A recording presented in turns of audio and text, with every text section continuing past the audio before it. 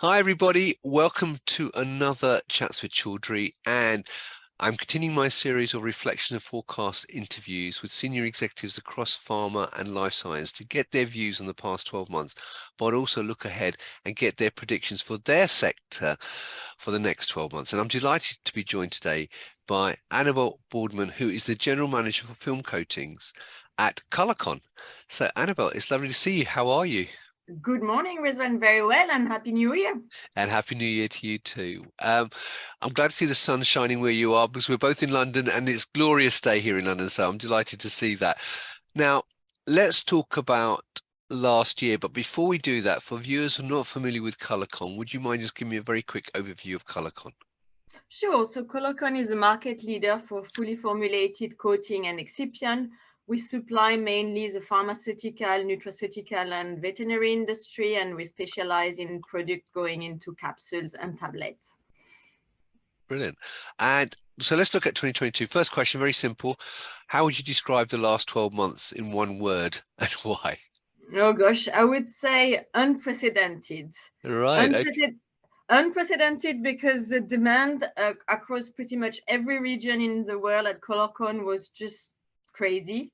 And I guess that's various reasons really, right? First, we had some bounce back of certain segments like OTC flu medicine after the lift of the mask with COVID and all that, antibiotics the same.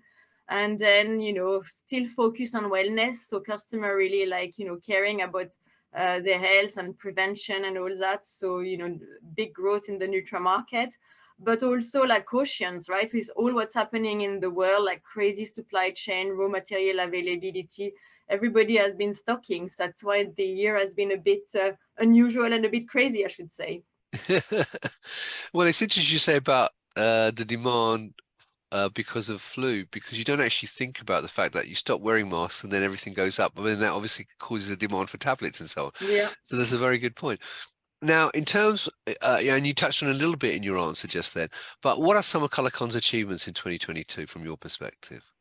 So I think in 2022 we made a good progress helping our customer reformulating their coating without titanium, right? Because we talked about it last year. It's been a big topic for the world and especially for Europe.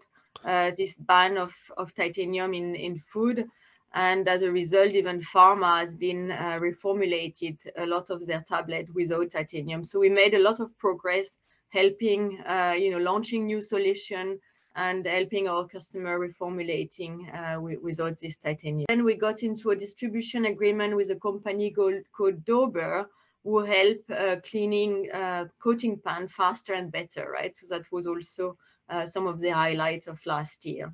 Right. And looking back at last year from an industry perspective, I mean, what do you think? I mean, you mentioned TI2 already just there, but what challenges do you see the sector face in 2022 and what developments really stood out for you? Yeah, I mean, the main challenge were around logistic, right? Availability of container, of vessel, of raw material. A lot of supply in the industry had force majeure. It was very chaotic, right? Between the war, the COVID. I mean, don't forget that a lot of area in the world were still highly impacted by COVID, and all that created lots of supply and delays in the industry. So that was really the issue, right, in 2022. And how did you as a business help overcome those particular challenges, though? Well, as you might be aware, right, Colorcon have 7 film coating sites. So, for example, when we had the issue with the shutdown of Shanghai, our production from Shanghai moved into our Goa plant, right? When we have other issue in Dartford with high demand, some of our production move in other side as well, right? So we've been able to place this kind of global card and move production from one side to the other to try to kind of minimize disruption. Right. And is there any area you think the industry could have improved upon last year, apart from obviously supply chain? Yeah, I mean, I think, forecasting, right? Because the better the forecast, the more you manage to kind of play with all those disruption. But I mean, forecasting is easier said than done because obviously, 100%. the world is complex, right? Like, people sell to different via hospital, via reseller, via And therefore it's really difficult to have a good picture of true demand and where is the stock where in the world. So yeah, forecasting would help a lot, but we know it's really difficult to forecast. So Right. Now, talking about forecasts, let's look ahead to 2023 because that's a beautiful segue there, Annabel, and we didn't even plan it. So, what predictions have you got for pharma in 2023 from an industry perspective?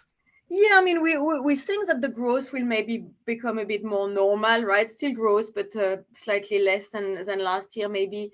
And also the analyst kind of says that the supply chain disruption will ease in the second part of 2023. So maybe, the first part we will still have slightly higher demand than usual, but then the demand will normalize towards the second part, and customer might even start using some of their safety stock, right? So but in some segment like wellness and nutraceutical, we're still hoping for good growth because there is no trend everywhere in the world, including emerging for well-being and prevention and all that. So yeah, good growth for the food supplement market is still predicted.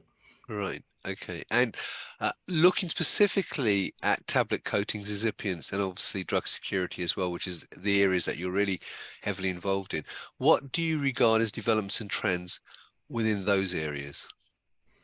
I think the trend for more clean label for both Nutra and Pharma will continue. Product security. So I think it's clear that with more medicine being sold over the internet, there is a need to ensure the patient on the drug being the genuine, right? So we will continue to launch solution for mobile authentication to prove that the medicine is the right medicine. And I think yes, so there will be more interest in that area in the near future. Right, okay. And so finally, I mean, what are your thoughts with regards, well, what thoughts would you like to leave viewers for 2023? Well, first of all, thank you a lot for your business. Thanks a lot for following Colorcon and working with us.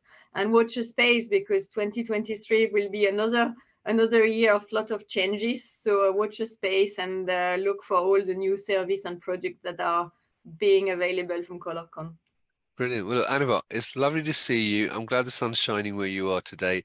And I wish you and everyone at Colorcon a fantastic 2023, filled with success, happiness, and good health, obviously, as well. So have a fantastic Exactly. 23. Exactly. Good health. That's the most important. Thank you. And viewers, thank you for watching. If you've got any questions for Annabelle with regards to the areas she spoke about today, then feel free to put them in the comments below or contact Annabelle directly. I'm sure she'll be only too happy to answer them. And again, I wish you all as well a happy new year and lots of success. And as always, until next time, stay well and stay safe. Bye-bye. Take care. Stay warm as well.